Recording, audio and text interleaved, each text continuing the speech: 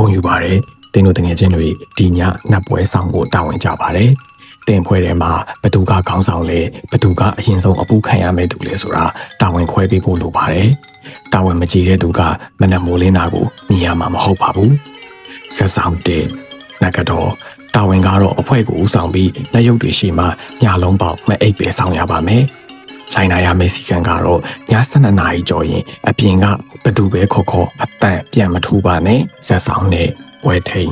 တာဝန်ကတော့နှကုန်းထဲကကတော့ပွဲတွေကိုအမြဲစစ်စီနေရပါမယ်စီကံကတော့ငှက်ပြောပြီးအယောင်ပြောင်းသွားတာတွေ့ရင်အတန့်မထွက်ပဲအစ်စ်လဲပါ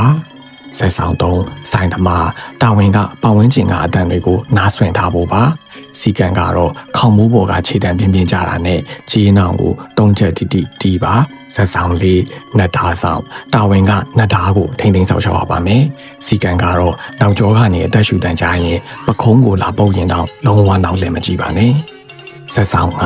အရင်ဆုံးအပူခံရမယ်သူ့မှာတီးတန့်တာဝန်မရှိပေမဲ့အပြင်ကလေလွင့်သူတွေရဲ့ပြစ်မှတ်ဖြစ်နေပါမယ်